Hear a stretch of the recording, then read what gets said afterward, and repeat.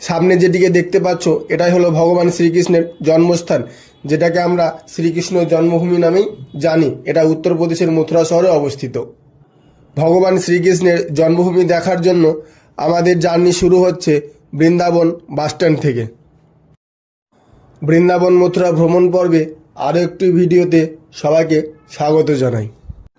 মথুরাতে অনেকগুলি দর্শনীয় স্থান আছে, সেগুলো দেখার জন্যই আমরা বৃন্দাবন বাসস্ট্যান্ড থেকে আজ এই যে ইলেকট্রিক বাসগুলো দেখতে পাচ্ছ, এই বাসে চেপে আমরা মথুরায় পৌঁছাবো। বৃন্দাবন বাসস্ট্যান্ড থেকে মথুরা মোটামুটি ওই 12 কিলোমিটার মতো রাস্তা। বাস, অটো বা টোটো এগুলো যেতে সময় লাগে আধা ঘন্টা মতো।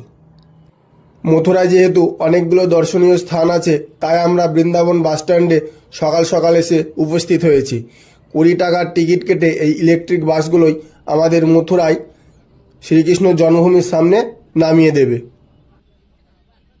তোমরা চাইলে বৃন্দাবন থেকে অটো বা টোটোয় করেও মথুরায় আসতে পারো। রিজার্ভ করে বা শেয়ারে যেভাবে ইচ্ছা তোমরা সেভাবেই মথুরায় পৌঁছে যেতে পারো।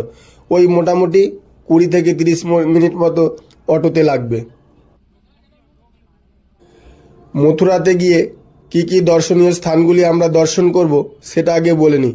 প্রথমে আমরা বাস থেকে নেমে শ্রীকৃষ্ণ জন্মভূমি দেখব, তারপরে ভূতেশ্বর মন্দির, কংসকিলা, যমুনা ঘাট, দ্বারকাধীশ মন্দির, এইগুলো আরও কিছু ছোট ছোট জায়গা আছে মথুরায়, যেগুলো আমরা আজ সারাদিনে দেখব।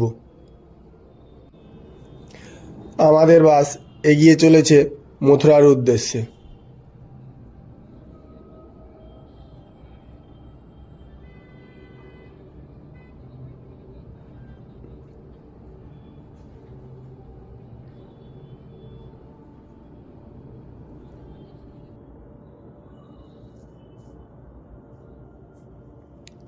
আমাদের বাস ওই যে গেটটা দেখা যাচ্ছে, ওটা হচ্ছে শ্রীকৃষ্ণের জন্মভূমির যাওয়ার গেট। আর এই গেটের এই পিঠে আমাদের নামিয়ে দেবে। আর এখান থেকে নেমে আমরা ওই গেটের দিকে এগিয়ে যাব।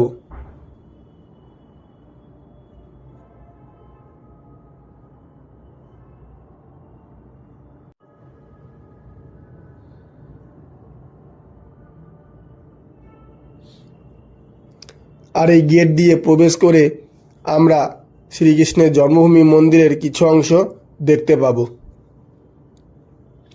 আর রাস্তার দুপিঠে অনেক দোকান আছে, খাবারের দোকান, পোশাকের দোকান, বিভিন্ন জিনিস যেগুলো তোমরা এখান থেকে কিনে নিতে পারো। কেনার সময় একটু দরদাম করে কিনে নেবে। আর এই দেখা যাচ্ছে শ্রীকৃষ্ণের জন্মভূমি মন্দির।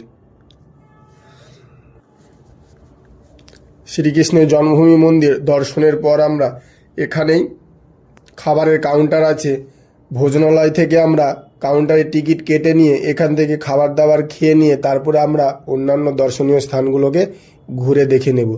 তোমরা চাইলে এর বাইরেও অনেক দোকান আছে, হোটেলগুলো, সেখান থেকেও খাবার খেতে পারো। আবার মন্দিরে যে ভোজনালয় আছে সেখান থেকেও তোমরা খেতে পারো। আর এই হচ্ছে সামনের দিকে জন্মভূমি মন্দিরের দৃশ্য। রাস্তার উপরে যে গেট ছিল সেখান থেকে আমরা মোটামুটি ওই 200 মিটার মতো সামনের দিকে এগোলেই আমরা শ্রীকৃষ্ণ জন্মভূমি মন্দিরের বা শ্রীকৃষ্ণ জন্মভূমির যে প্রধান ফটক, যেটা দিয়ে আমাদের মন্দিরের মধ্যে প্রবেশ করতে হবে, সেটাকে আমরা দেখতে পাব। আর এটাই হলো মন্দিরে ঢোকার প্রধান প্রবেশ পথ।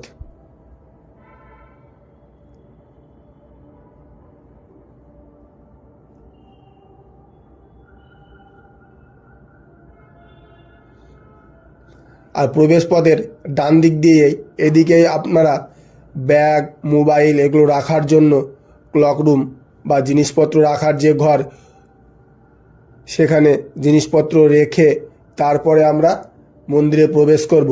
যেহেতু মন্দিরে ক্যামেরা, মোবাইল এগুলো কোনো অ্যালাউ নেই, এই জন্য সমস্ত কিছু এখানে রেখে যেতে হবে। জিনিসপত্র, মোবাইল, ক্যামেরা এখানে সব রেখে দেওয়ার পরে আমরা মেন গেট দিয়ে প্রবেশ করব মূল মন্দিরের মধ্যে। প্রথমে গেটে ভালোভাবে চেকিং হবে, তারপরে আমরা আস্তে আস্তে মন্দিরের মধ্যে প্রবেশ করব। মন্দিরে প্রবেশ করতে আমরা ডান হাতে জুতো রাখার জন্য, পুরো বিনামূল্যে জুতো রাখার জন্য জায়গা আছে। সেখানে জুতো রেখে পুরো মন্দিরটা দেখে আমরা বাইরে বার হয়ে আসব। যেহেতু ভিতরে মোবাইল ক্যামেরা এইগুলো একেবারে নিষিদ্ধ, তাই আমরা ভিতরটা কিছু দেখাতে পারছি না। মন্দির দেখে আসার পরেই আমরা বাইরের দিকে বেরিয়ে আসব এবং আমরা ওই যে ভোজনালয় আছে ওই কাউন্টারে গিয়ে টিকিট কেটে খাবার দাবার খেয়ে নিয়ে এখান থেকে আমরা প্রথমে যাব ভূতেশ্বর মন্দির। এখান থেকে ভূতেশ্বর মন্দির সামান্য হাঁটা রাস্তায় আমরা পৌঁছে যাব। মন্দির দর্শনের পর আমরা টোটো ভাড়া করে নিয়ে আমরা পরবর্তী যে দর্শনীয় স্থানগুলো আছে সেগুলোকে ঘুরে নেব। এভাবেই আমরা আজ পুরো মথুরাটা ঘুরে দেখব।